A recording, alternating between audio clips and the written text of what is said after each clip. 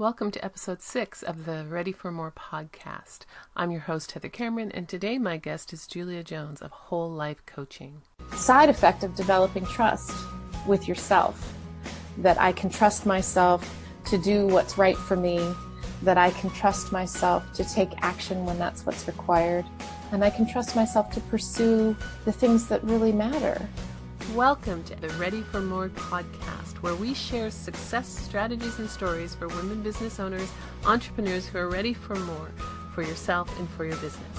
I'm your host, Heather Cameron, and I'm here to help you to discover your unique path to profitability, success, so you can achieve your more on your own terms. Are you ready for more? You can find today's show notes and links at www.igniteyourmarket.com/readyformore. Our guest today is Julia Jones, is a life coach and author who works with mostly women to rewrite their stories about who they are and what is possible for them so that they can live their best and most authentic lives.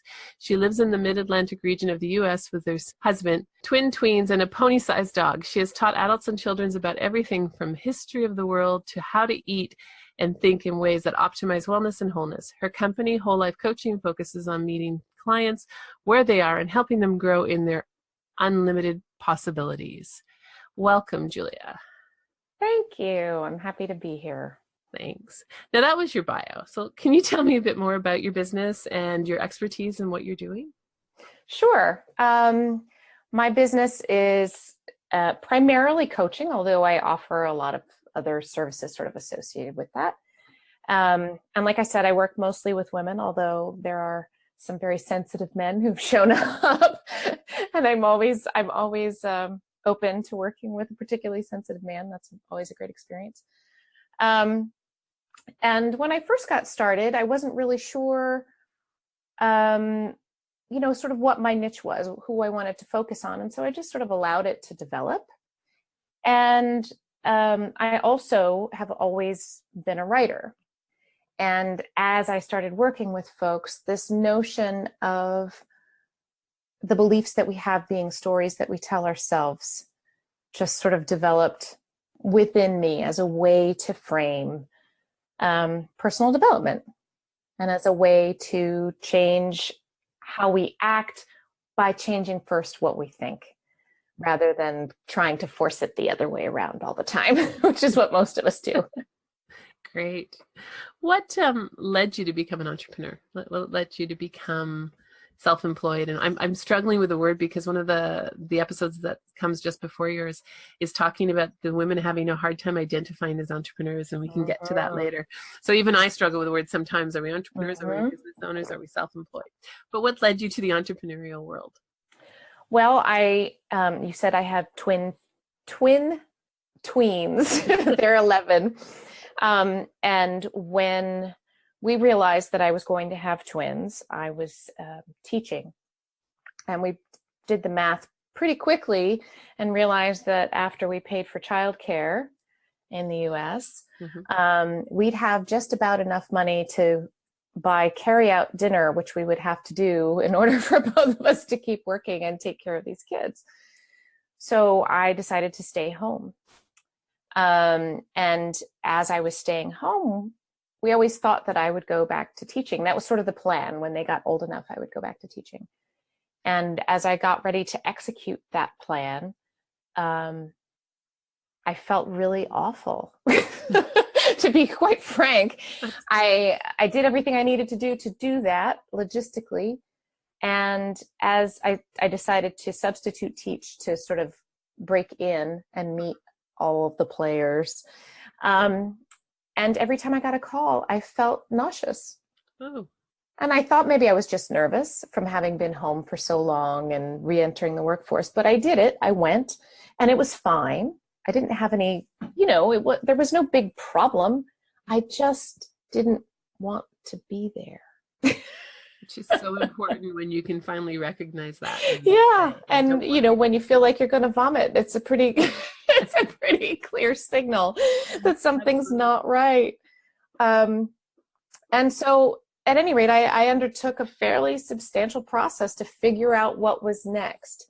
And I actually hired my own coach to get rid of the box that I had put myself in about what I could and could not do, Mm-hmm.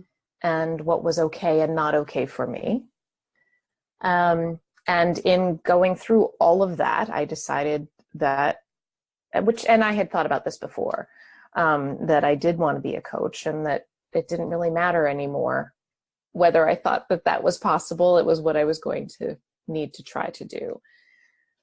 And it was an extra benefit that it would allow me some flexibility, that being self-employed would help bridge that gap while they were still young but in school. Mm-hmm. So that made the overwhelming difficulty of starting up, your own thing, made it more palatable. That, well, it also means, right? Yes, I'll have to do all that, but it also means I can set my own hours and all that sort of thing. Which is an important point, because I think that there's a perception that being an entrepreneur is hard, which it is. It's work, it's hard, but so is being employed. Absolutely. There are some wonderful perks about being self-employed, about being an entrepreneur. No matter what type of entrepreneur you are, because some of them, they're all different. Some people own brick and mortar stores, some are coaches like yourself and myself, some are selling products, but we do get to create our own world, which to me is the exciting part of entrepreneurship. Huge freedom. Huge freedom. Absolutely. And not something necessarily women step into well initially. Like, it's like, okay, I just started to do this. And then, like, I have one person, I asked that question again about entrepreneurship. What does she call herself? She says, well, I work from home. I'm like, well, you can be employed and work from home. So that's not defining yourself as something. You're still playing small and not recognizing the freedom that you have with entrepreneurship. And that it's a wonderful thing to be, not something you kind of have to step into and apologize about. Absolutely. Yeah, absolutely. Leads to your stories that we'll get to later about that whole stories we tell ourselves. How has your business evolved since you started? I think most of the way that it's changed is the focus of who I want to work with, because like I think I mentioned that at the beginning I really wasn't sure. So there was sort of a lot of feeling around for what's this going to look like? Who can I best serve? Who's most likely to benefit from working with me rather than someone else? What's that relationship going to look like? And it really has required a lot of patience, which is not necessarily my top temperamental quality, to allow that to develop rather than forcing, which I have been known to do in the past. Yeah, so I think that's been the biggest shift from the beginning, and the shifts that had to happen internally to allow that to happen. And I think too, what you were just talking about is that shift to recognizing the freedom within everything else. I think at the very beginning, I was very focused on the notion that this is difficult and I have a lot to do. And I think, yeah, that's a really common thing. And I think I see that so often, that it is a job. And I think that kind of thing. So yeah, I get that. Yeah. And so that's really been a delicious development to arrive in a space where, yes, there are lots of things to do. And yes, it can be difficult. But it's difficult in the way of work, which I love that you just said that, right? It's not difficult like suddenly deciding to deadlift 300 pounds, right? It's difficult in that there are things to do and I may not know how to do all of them. And I need to figure out how small I need to make them so that I can start. I love that, because it is that. It's one of the things I work with my clients is, yes, set the big goal, and then break it down to figure out what is the next step that you need to do. It's not, you don't need to run a marathon today. You need to do the first level of steps to get to your marathon, and you don't know what you don't know. We all don't know what we don't know. That's so you right. have to figure out and learn that. So yeah, I think that's been one of my other biggest mindset shifts, is to recognize that while I may have a vision for where I want things to be, that doesn't always dictate the next step. Mm-hmm. and it can be overwhelming Mm-hmm. to the point where there's a little paralysis.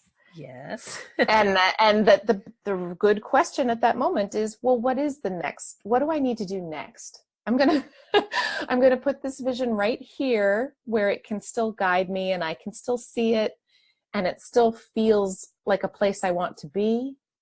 But I'm gonna focus really firmly on what is the next step. And that's Yeah. a really powerful question. It's a really powerful one too. And making sure that next step still leads you to your vision Mm-hmm. versus Alignment. Yes. consume time. Yes.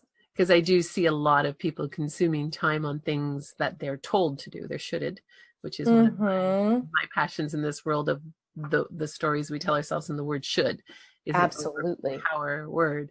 So they're spending a lot of time, but they're not, it doesn't lead to their vision. It doesn't give them anything. And that's where I see frustration can build a lot for women business owners who are like, they should be on Instagram. I just recently had that happen this week. I was following someone who had a really interesting 5-day challenge, but her carrot that she was offering people was that you had to go on Instagram and post every day. And I'm like, I was about to go down that route because I don't use Instagram at this moment. And I know I want to, but I started going down, I stopped myself because I'm like, that's someone else's shit. It's not aligned with what I need to do this week. It's not what I want to do. It's not going to give me anything. Yes, I want to do Instagram, but not for that pull. And I had to stop myself from listening to what she was telling me I should be doing. That's versus, perfect. Is this aligned to anything that I want to be doing? Yes. Which is that. Is this somebody else's job? Yes. Am I taking on someone else's notion of what's necessary? Mm-hmm. I think that's so important. Yes, that's another brilliant question, actually. You have 2 brilliant questions. So the last but it is that. What surprised you the most since you've made this decision to be an entrepreneur? What has surprised me the most? That's a hard question to answer because I don't have any entrepreneurs in my family, so all of it is surprising. I think one of the things that I found the most surprising was how exciting people found it that I was doing it at all, having a business at all. People are kind of fascinated by that. Folks who don't, who have I'll call it a job, right? They're really fascinated by the notion that you could just start a business of some kind. And I use just lightly there, right? So I was surprised by that in terms of how people responded to me. And I think that I was surprised. Oh, this is really honest. Sheesh.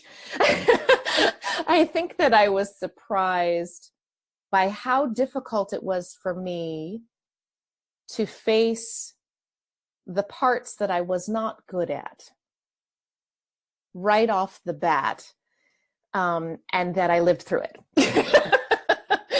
That was also surprising. Yeah. And that's because we're not good at a lot of this stuff.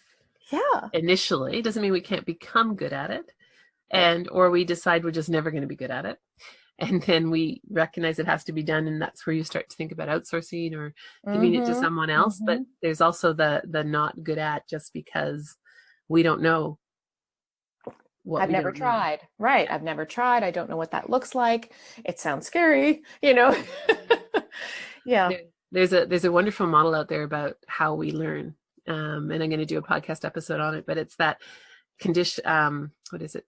Unconscious knowledge. We don't know about it, and we don't know it exists, and we don't know how to do it. Right. That's the first stage we are. And that's where you are when you enter entrepreneurship. If you've never had it in your life, you kind of know it exists, but you don't know. And the next one is conscious incompetency. Yes. So you're aware of it, but you have no competency in it. Yes. And it's like, okay, and when you think of learning to drive a bike or ride a bike, drive a car, right. You have one of those, you have that problem. And then we move into conscious competency, where we're starting to be able to do it. We recognize that we want to do it, we can do it, we can ride the bike, but we're very conscious of what we're doing. And then you get to unconscious competency, which is what most people are, hopefully, behind the wheel of a car, is we drive it without thinking about it, and we're very competent of it, and we don't think about it. And so a lot of people don't realize every step that we do in entrepreneurship has that first where we don't know what we don't know, and then we get to that we want to learn how to do it, but we don't have any competency yet. Right. And that's really uncomfortable. And I do think entrepreneurship throws us through that cycle more often than a job. I agree. And there's, while there is guidance available, there's not the person in the next cubicle. Exactly. There's not someone else who's done it who has a obligation, right, to help you go that way. Right. And so that's a good example when you said of the scary parts of what you don't know and what you're not good at. It's not always that we're not good at it. It's that we just really don't have this. Nobody taught us. Nobody teaches us how to be entrepreneurs. That is the truth. And I come from an entrepreneurial family, and I'd still say nobody teaches us how to be entrepreneurs. Right. Because it's not taught in our school systems. It's not taught in that everyday thing. You kind of have to jump in and learn how to do all of it, right?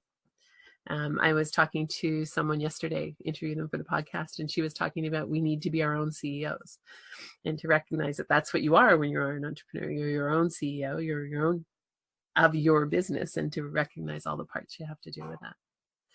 So, what's been your biggest challenge? I think actually it relates to what you were just saying. I think that one of the bigger challenges of being an entrepreneur is that you are your own CEO and you're also the employee. Mm-hmm. And having those two get along can be really difficult. I tend to be a driver, mm-hmm. And can very quickly overschedule myself and overdo, and forget about some of those benefits that we talked about of being an entrepreneur and being self-employed. And so one of the challenges for me is sort of constantly checking in and making sure that I'm not pushing so hard, that I'm no longer keeping my business in the larger vision of how I want my whole life to be. So I can, and be, in a way, it's a reflection of how much I love it, mm-hmm. that I can become consumed by it. But I also know, and we all know this, and we sort of give it lip service, but we all know that you can't do anybody any good if you don't have any gas left in the tank, right? Yes. But I think that's really my biggest challenge. And the fact that I have kids who like to see me, the fact that I have other obligations, the fact that I'm a musician on the side, there are these other cool things. Yeah, it's good in that it helps me. It's something very tangible that I can look at the calendar and go, oh, I've got to sing at this thing. And it does help me sort of reel it in a way that's very satisfying. Like I really can't work, an 80-hour week or something insane like that and still have these other parts of my life. And that's very true. And that's, I love the reverse message of that, which is that you can have your entrepreneurship, you can have your job, you can have right. other interests. It doesn't have to be consuming, and you that's can right. be successful, right? That's right. There is that reverse side of that, which is it's hard to recognize it and to manage it, but we have the ability to be that as well. It is possible. Yeah. It is possible, right? Absolutely. And I find the most successful entrepreneurial women that I see are very laser focused on managing that. Right? Mm-hmm. They see that they have to recharge their batteries. They have to have a self and take care of themselves as well as take care of their business and their people and their clients, and not burn themselves out completely on any side of that. Absolutely. So that's a great observation. What advice would you give to another woman who is ready for more? So they're in business, they're ready for more. What advice would you give them? It might even sound trite, but I think to take a step. If you're ready, do something, even if it's tiny. Because the confidence, I think, comes through doing those things. Mm-hmm. So if there's a readiness, but maybe the confidence isn't quite there yet, the confidence is not going to come before you act. The confidence comes, I think, as a side effect of developing trust with yourself, that I can trust myself to do what's right for me, that I can trust myself to take action when that's what's required, and I can trust myself to pursue the things that really matter. So I think that's, I just think, and I really do mean it, that I don't think it matters how small that step is. Whatever feels like a step is a step. And sometimes that's just writing down, I want to do this, whatever this is. Sometimes that's a step. And for some folks, that's a really big step. So it doesn't matter how small. No. Great. I love that. So yeah, I wanted to talk about your expertise about the stories that women tell themselves, particularly women in that 40 plus, where they've started their business, they're kind of going, but they're not getting out, even to the point you just made of taking those steps. But what can they do to really get in tune with the stories they're telling themselves, and how can they manage that? Yeah. I think it's interesting because you brought up that model of learning that has unconsciousness as a feature at the beginning. And I think tuning into the stories that we're telling ourselves requires bringing what's unconscious into consciousness. Mm-hmm. And that can be really tough if you've never done it before. And so what I say to clients that I work with, and what I do for myself when I'm being conscious, is if I'm noticing that I am stuck, or if I'm repeating a pattern, or honestly, if I'm just really discouraged, is I try to stop in that moment and figure out what I'm thinking. Mm-hmm. So I can tell how I'm feeling, but I try to plug into what is going on in my head.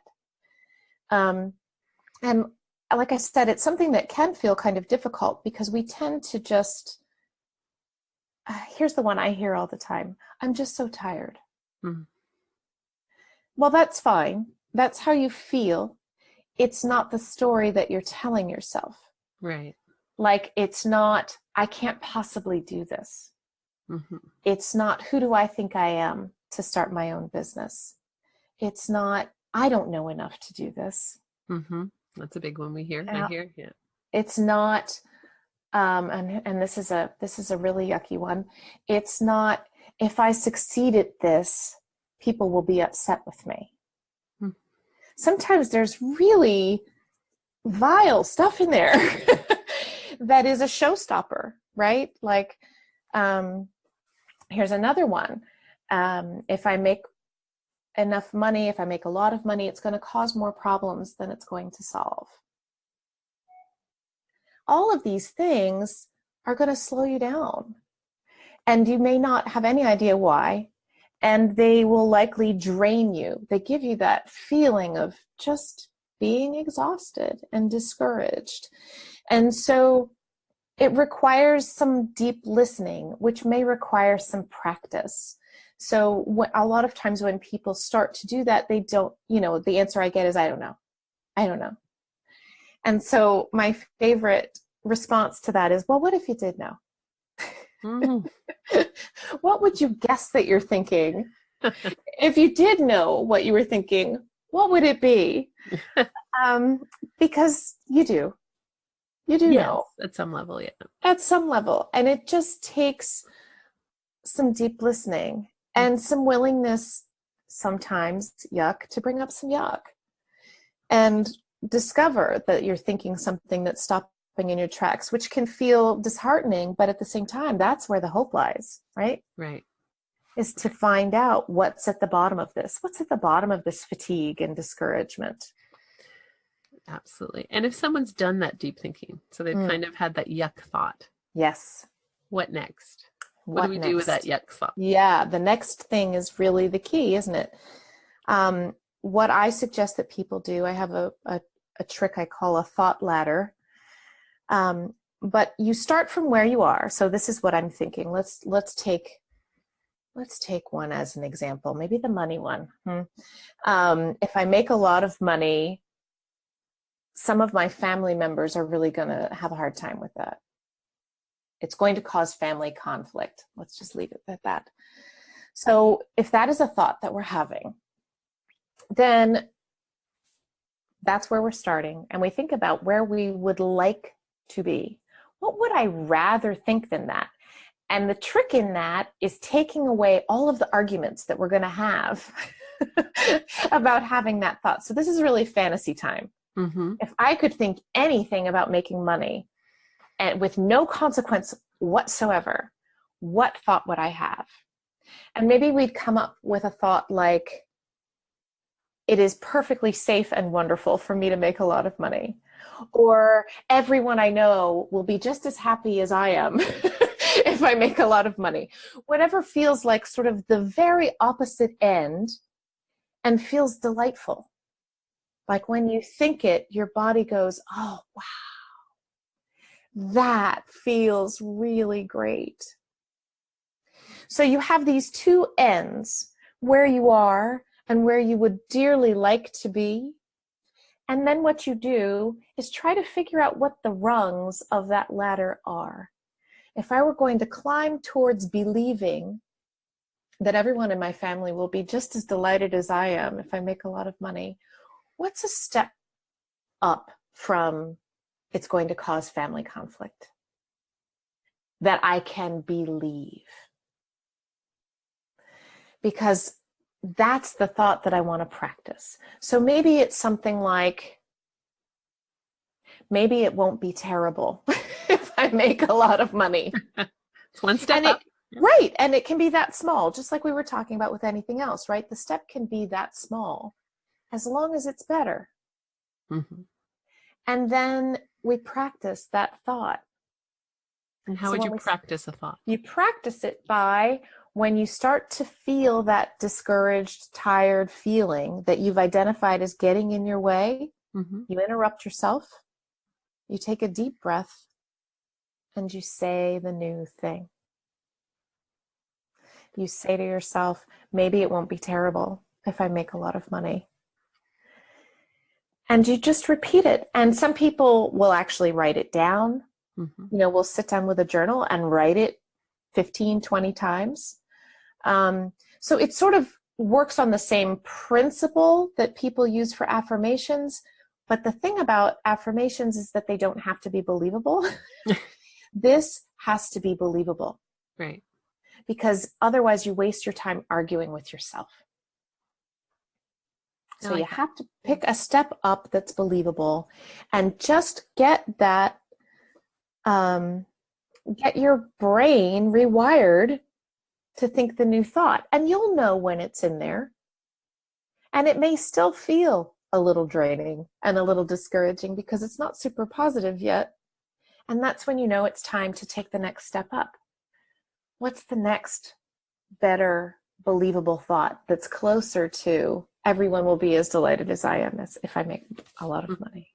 No, I like that. I like the idea of just having that next step up and getting it and repeating it. And that, I think one of the challenges I find sometimes when I work with my own clients about some of this stuff, and I'm doing it at a different level, more on the business side, is that they're scared to stop. They're scared to stop and acknowledge that thought, even if it's like, oh, I don't want to, it's a scary place to go. Absolutely. And there are good reasons for that. You know, because it's painful or it can be painful. And our programming, our biological evolutionary programming says pain is no good and doesn't differentiate between try not to bang your knee and don't think painful thoughts. It's all the same. And entrepreneurs believe in being busy and active and doing, right? Mm-hmm. So stopping to take that time feels like maybe you're not doing what you ought to be doing. Right. And even in that expression that you just said, which is, as I said earlier, one of my little nuggets I work a lot with is the shoulds. You're not doing what you ought to be That's doing, what you right. should be doing. And I find that word really resonates with women. I've presented in a number of places about this. We should and we should not be doing. And my giveaway for the show is a should buster, which Yeah. is a very simple thing of changing a should to a want, and Yes. then changing a want. The second step of it is changing a want. And I had this discussion yesterday with my mastermind group, is changing a want to a want, but not now. Mm. Right. And I was talking to a client yesterday and she's got 2 projects and she's trying to do them both. And I'm like, choose one. And you're Yes. not saying no to the other one. You're saying no, not now. And Mm-hmm. scheduling that other one out to like January, where then you have the time to really be good at what you're doing now. To do it well. To Yeah. do it well. So there's so much coming at us telling us what to do. But I think the shoulds that we tell ourselves are probably the most dangerous ones. Absolutely. It's no question about it. I've written a bit about shoulding as well. People shoulding on themselves. And there's even in my own experience, I am my own worst enemy in this regard. And in trying to balance, as we were talking about, I'm the only one who thinks I need to work as much as I think I need to work. Yeah, absolutely.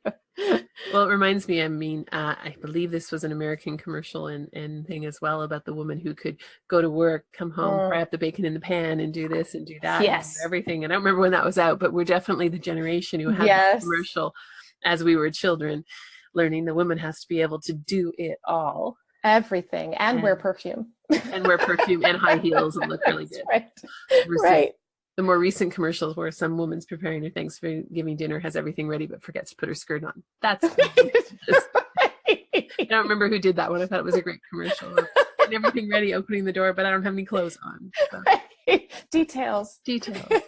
But we have been, the story that we have been told as women.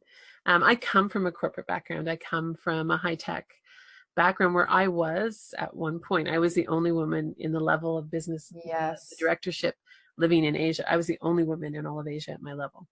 Wow. And it was, so that wrestling of some of what we should be like as a professional, and then the acceptance of that in a male dominant world, where what I did would be the same as what they did, but they were cool and I was aggressive. It was that kind of thing. But we still have that sense of what that's supposed to be. And I know personally it was freeing to walk away from that and say, no, I don't need to be somebody else's shoulds or all this other stuff. I can be my own. Absolutely. Doesn't mean I don't have a lot of shoulds, but I don't have those shoulds anymore. They're your own. But I am learning that Instagram example I gave earlier is, no, I don't need to be on it. I do want to be. To me, Instagram for me is a want. It's just a want, not now. Not now. Yep. Yeah. It takes me off of other stuff. And it's like, so knowing that. But I think that applies to not only the tactical parts of business, but the mindset, as you said, the story. Absolutely. Of what we're doing and what's going on in our heads. Absolutely. I think, in talking about all of the societal stuff that add, and I sort of think about it like trees. I'm obsessed with trees, which is weird, but it's just true. And I think about the way that they grow and the fact that a seed falls, and it falls where it falls, right? It just lands. It's almost random, although it's going to be somewhere within the vicinity of the other tree, right? And it grows roots, assuming it's, marginally successful. It grows roots, and that's where it is. And it has to get its nourishment where it is. But people have choices. And so we can nourish ourselves, or try to nourish ourselves, where we land in these ideas about women have to be able to do everything, or women are limited in the following ways, or entrepreneurship has to look like this, right? We can try to find nourishment where we land in those spots, or we can decide to find nourishment in thoughts that provide us with more success, or provide us with more wholeness, or provide us with a deeper sense of satisfaction. I like that. I do think that women are are, I don't know, my experience in dealing with them is we tend to be the hardest on ourselves. Mm-hmm. And I'm sure men are too, but not to the same extent. And I don't think millennials are either. I think millennials have a whole different thing going on. When I speak with my nieces and friends who are all in their 30s, they've got a whole different thing going on because they've come, from a different background. But what I see a lot is I see women who are ready to step into a second career, and they may have happenstanced on it where, I really like doing this, so I started to sell this, and hey, wait a second, I can make a business out of this. This is happening, right? Yeah. Happening, I can do this. Some women I deal with are dealing with it as a second career, and they're not yet ready to let go of their first career. But generally speaking, they have let go of that first career, but they're still stepping into that sense of, I can do this. Mm-hmm. I can be that strong entrepreneurial woman, and women are so cool. Absolutely. Absolutely. And they step up and they do things that, you see them, as I was sharing before we got on the show, that we were hit by tornadoes last week. And a bunch of women entrepreneurs I know just, there were 3 apartment buildings that had 22 floors of seniors with no working elevators or everything. And they just mobilized to get in there to feed them. I mean, there were men involved as well, but they just mobilized in that urgent moment. And all the skills they had to do that serve them well as entrepreneurs, serve them well. And I think a lot of women I see who step into that don't recognize the skills that they bring to being an entrepreneur. Absolutely. I think you are completely right about that. And having stayed home with twins at a later than average age, I can see that now for myself. I can see, it's very easy to see the skills that I brought from being a teacher to my coaching practice. That's a no-brainer for me. Like I see how that happens. But the skills that I developed out of deep necessity and staying home with my kids are also a set of skills that I have found to be incredibly useful in my daily work. And it's only when I take the time, though, to sort of mine that data, right? And to not dismiss it as totally different and irrelevant, that I can make those connections and really deepen my daily experience in a way that, it becomes more efficient, becomes more meaningful, becomes more clear. It's really kind of remarkable when you can do that and don't just assume that what you're doing now is completely divorced from everything you've done before. And it's not, because I don't have children, but I've dealt with caring for parents, but I also see lots of people with kids. But when I think of women who are naturally mama bears, if their child needed something, they wouldn't doubt their ability to learn it. They wouldn't doubt their ability. They'd research, they'd go, or their parent in my case, that's right, to the nth degree to get that thing. Mm-hmm. And the skill set and the tenacity that we would put towards learning that is huge. But when I find we can sit in our own business and go, I don't know how to do that. Yes. And it's like, but you do, because if we flipped it and it was about your child, you'd be there, you'd be doing it, you'd be fighting it, you'd do it until you found the answer. Yep. But sometimes I think, and one of the things I try to get my clients to recognize is their business is their number one client. And to really say that you have to have that tenacity that you would give to your child or your business or your client for your own business to grow. That's really brilliant. That more. That's brilliant. To do that, but yeah. Yeah. Yeah. And I would say, it's funny, I use that analogy, but in a different way. I often say, when you're looking at yourself and what you have or haven't accomplished and all the ways that you're judging what you're doing, you have to do that as though you're looking at your kid, because you would love that child even if they're screwing up left and right. And you have to be as kind to yourself so that you can learn and so that you can get to the things that you want to do, instead of just becoming disheartened and going to your room, and closing the door like a child who's been disciplined too harshly. That's what happens. We discipline ourselves far more harshly than most of us would ever dream. And the language we choose to speak to ourselves, we would never speak to someone else. Absolutely. Absolutely. You just had a thought come into my mind, and how I'd love your opinion about how stories work with the concept of failure, because we we Mm. I have a strong believer we learn more by trying and failing than we ever do by not Yes. trying. But how does that kind of relate to these stories, and to get ourselves past that? The fear of success and the fear of failure are really a hard one to differentiate. Yep. But failure is not a bad thing, and yet that's what we've been taught. Absolutely. I think that I can speak from a personal place on this. I when we were talking about bringing what you know into your consciousness, that has been really uncomfortable for me, because failing was not okay for me. And came from a family not where that wasn't, I don't think, ever explicitly said. It was understood. And so as a result, if I couldn't get good at something pretty quickly, I would just stop. I'm just not going to do that. That's just not my thing, right? And if you want to be an entrepreneur, I don't think this is not an optional mode of thinking. No. It will be a short-lived experience if you give yourself that out.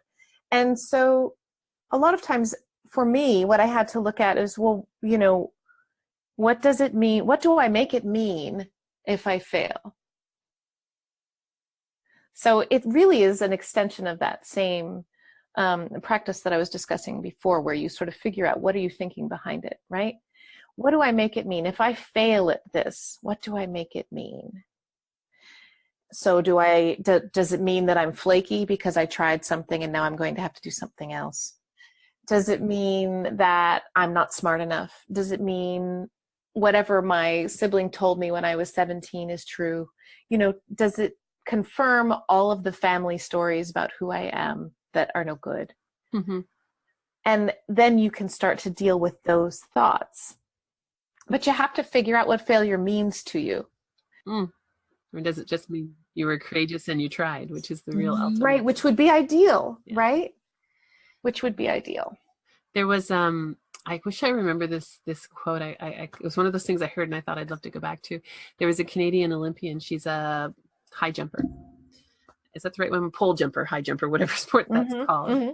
And she was speaking to girls, and she's not that old. And she's her comment was that her profession, they only end the game when everybody fails. And the winner is the one who kept trying until they could jump the highest on that day. On that day. Right. And they do it over and over again because they're trying to get to the Olympics. And the top ones are the ones who keep trying to get the highest before they fail. Yeah. And if they didn't keep trying, they wouldn't get to the highest point. And I thought, what a great analogy. And she had a beautiful quote that I missed. It was on the radio. And I thought but when you think of that sport, that's exactly what that sport is, right? It's the game ends when everybody's not knocked the pole down. The competition has ended when everybody's knocked the pole down, and then they go on and they start over. And the most successful person who's got the highest. And it was that's brilliant. Yeah, it was a really unique one. And I thought that's just a brilliant way of conceptualizing, and the type of mindset for somebody who goes into that type of sport to compete that way.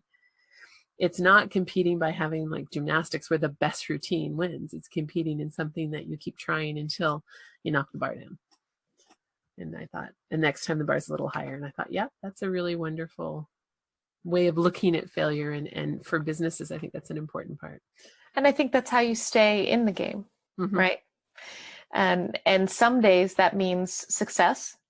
And some days success is just staying in the game. And some days, I mean, I as I was changing my business a bit and I went down this avenue, and I invested money. I did trade shows. I have brochures. I got a ton of brochures. I have all of that. Yeah. And it didn't pan out the way I expected it to. Yeah. But I learned a lot. I know why it didn't pan out. It was an industry, it was franchise industries, and the methodology I wanted to coach people to make sure whether a franchise was even right for them. But there's a lot of free business coaches in the franchise industry. They're not free. They're basically they're sales reps for all of the franchises, and they get paid by the franchise. Sure. Yeah. But the average person who's going into that doesn't know that.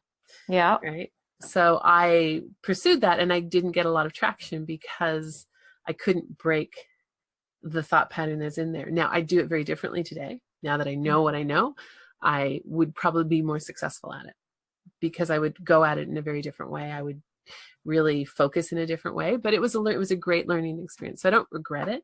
I kind of broke even. I didn't completely lose money, but I broke even, but I did step away from it because it wasn't going to become a good income source in the long term, because I would have to be a disruptor in it. And I didn't know how to be a disruptor at the time. Mm-hmm. So even if you go out and you try something and it fails, it's okay. It's understanding that it's okay. Yeah. And I think that's a tough one. I think it's been a tough one for me.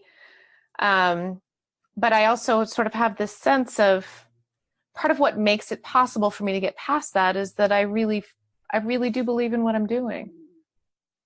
And it does feel right. It all feels sort of aligned. And so that makes it possible to just stay in the game, even when it's hard. If our listeners wanted to delve more into their stories of what they're talking about, how can they find out more from you, or how can they find you? They can find me at juliajones.com, which is pretty easy.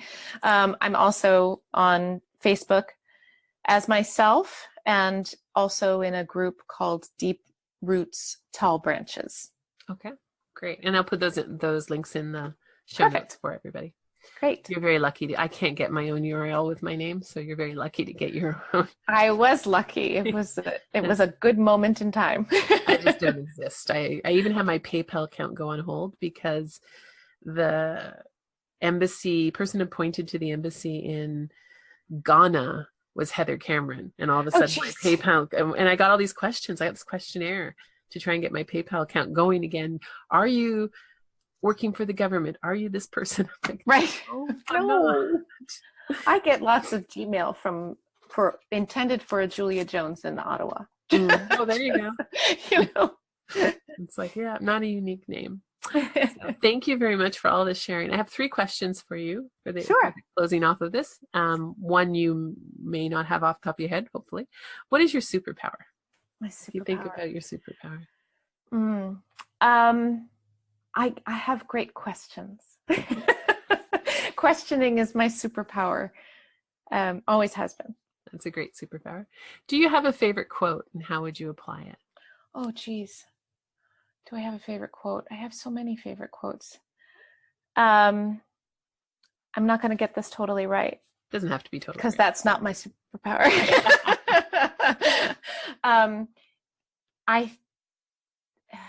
I dwell in possibility. Emily Dickinson. Excellent. I like that one. And the last one is, what's the most important message you'd like to leave our listeners with for being an entrepreneur and the conversation of being a woman entrepreneur who's ready for more? I think that finding a way to tell yourself and believe that you can do this is some of the most worthwhile work that you will do in building your business. Excellent. Very wise words. Thank you very much for your time. Thank you. Really enjoyed our conversation. Absolutely delightful. Thanks, Heather. Thank you for listening to this episode of the Ready for More podcast. You can find today's show notes and links at www.igniteyourmarket.com/readyformore. My name is Heather Cameron. I'm your podcast host. And when I'm not hosting this podcast, I'm busy working with entrepreneurial women like you who are ready for more in their business and are looking to get focused on their own unique path to success. You can find more about myself and my programs at www.igniteyourmarket.com. If you like what you heard, feel free to rate, review, and share with your friends. And don't miss an episode by subscribing. Until next time, remember, now is the best time to focus on your more and be inspired by your own unique gifts.